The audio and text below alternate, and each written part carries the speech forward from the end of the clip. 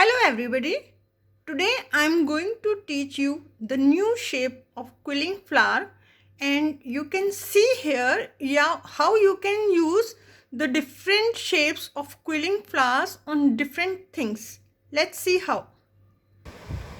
Today I am going to teach you the quilling flower of this pattern.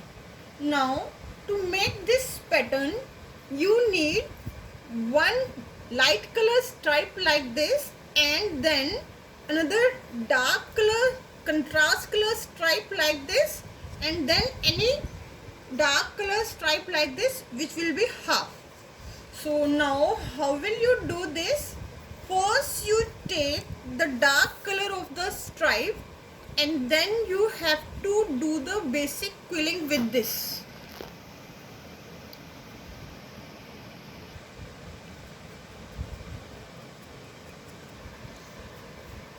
Now you see, in all my videos you have seen the basic quilling. This is the basic quilling I have done. So you just apply the glue here. This is just the basic. Now you see, in this, with this stripe I am going to teach you the new pattern ki how can you make a new pattern. See here, you know this. Now you have to make it like this, then you have to apply just a little bit of the glue here, and now see, you will not press it. What is the difference here is you will not press it. Now you see what is important here. This shape in between is very important here. So see, this shape should not be here also, and this circle should not be here also. Look at this circle. This circle is very important. So this circle should be in the middle. Now you hold it from, take it in between to give it a proper shape, and then you have to press it from the corners.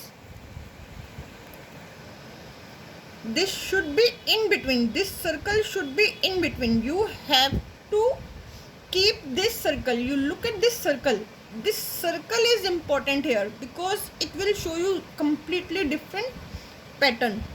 And then you have to apply the glue here. Then this basic shape you have to paste here.